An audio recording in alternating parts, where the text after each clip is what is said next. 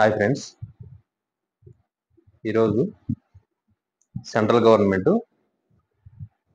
Online gamings పై ఒక ప్రకటన విడుదల చేసింది అనమాట.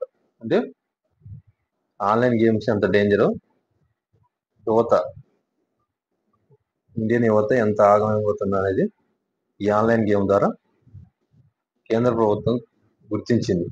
అలాగే రాష్ట్ర ప్రభుత్వాల సహకారంతో వీటిని బందీ చేయాలనే ఉద్దేశంతో కేంద్ర ప్రభుత్వం ఒక నిర్ణయం తీసుకుందన్నమాట.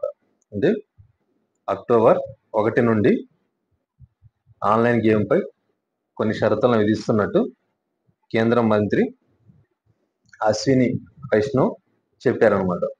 అంటే ఆన్లైన్ గేమ్స్ యువతతో పాటు వారి యొక్క కుటుంబాలు ఆర్థికంగా కానీ మానసికంగా కానీ ఎంత క్షోభను ఎదుర్కొంటున్నాయి అనేది ఇండియాలో ప్రతి రాష్ట్రంలో ఉందన్నమాట. ప్రతి రాష్ట్రంలో ఈ ఆన్లైన్ గేమ్ ద్వారా ఆన్లైన్ గేమ్ అనేది రావడం, మన దగ్గర నుంచి డబ్బులు పోవటమే కానీ రావడం అనేది ఉండదు. ఎందుకంటే వాళ్ళు మనకి హీరో, మనం మన దగ్గర నుంచి తీసుకోవడం తప్పితే మనకు వచ్చినా కానీ వాటిని మన అకౌంట్ లో వేయరు అనమాట. మనం ఆన్లైన్ గేమ్ లో పెడతాం అనమాట, డబ్బులు పెడతాం. కానీ వాళ్ళు ఏం చేస్తారంటే గెలిస్తే మనకి ఎంతో కొంత అమౌంట్ వస్తుంది కదా, ఈ అమౌంట్ యాప్ లోకి వస్తుంది. ఆ యాప్ నుంచి వాళ్ళు మనకి ఇవ్వరు. ఏం చేస్తారంటే దాన్ని మళ్ళీ రీబెట్టింగ్ పెట్టమంటారు. రీబెట్టింగ్ పెట్టి మనకు కూడా ఆశ పుట్టిద్ది అనమాట. ఒక 1000 రూపాయలు పెట్టినప్పుడు ఒక 500 200 వచ్చినప్పుడు ఏమైంది, ఇంకా ఆశ పుట్టిద్ది అనమాట. ఓహో, మనకు బాగానే వస్తున్నాయి అనే ఉద్దేశంతో అదే వాళ్ళు క్యాష్ చేసుకుంటారు అనమాట. అంటే మన యొక్క అత్యాశని వాళ్ళు గేమ్ ద్వారా మనీని వాళ్ళు బెట్టింగ్ యాప్ల ద్వారా వాళ్ళు మనీ ఎలా సంపాదిస్తారనేది మన యువతను చూసి యువత మరీ ముఖ్యంగా యువత వల్ల వాళ్ళు డబ్బు ఎలా సంపాదిస్తున్నారు అనేది మనం చాలా సార్లు చూసాం. అనేక ఆన్లైన్ బెట్టింగ్ అనేవి ఏంటంటే డబ్బులు అనేది వాళ్ళు మనకి ఇవ్వటం అనేది ఉండదు. ఎందుకంటే వాళ్ళు ఇస్తే ఎంతమందో ఆడుతుంటారు. వాళ్ళ దగ్గర ఎంత ఉంటుంది, మహా అయితే వాళ్ళు 1 కోటి రూపాయలు పెట్టి ఖర్చు పెడతారు. వీళ్ళు 10 కోట్లు బెట్టింగ్ పెట్టినప్పుడు వచ్చినా కానీ వాళ్ళు ఎవరు ఏం చేస్తారంటే బెట్టింగ్ వాళ్ళ కన్సర్న్లలో నడుస్తుంది అనమాట. ఆన్లైన్ బెట్టింగ్ అనేది వాళ్ళ కన్సర్న్లలో ఎవరు గెలవాలి ఎవరు గెలవకూడదు అనేది వాళ్ళ యొక్క కన్సర్న్లలో నడుస్తుంది తప్పితే మనం ఏదో ఇక్కడ నొక్కంలోని ట్రిగ్గర్ నొక్కంలోని వచ్చినాయి డబ్బులు వచ్చినాయి అనేది ఉండదు. ఆటోమేటిక్ గా వాళ్ళు ఎవరికైతే రావాలో వాళ్ళకి ఇస్తారు. వాళ్ళు ఏంటంటే 10 మంది ఆడినప్పుడు 1,00,000 రూపాయలు వచ్చినప్పుడు ఎవరికో ఒకరికి 1000 రూపాయలు 2000 ఇస్తా ఉంటారు. అవి కూడా అకౌంట్ లో పడవు.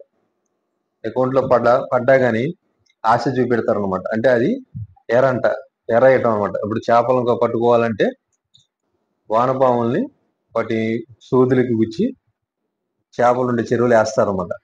వేస్తే ఏమైందంటే ఆ చేప అనేది నోరు తెరిచింది. ఆ నోరు తెరిచినప్పుడు ఏమైందంటే ఆ ఒగ్గి ఉంటుంది.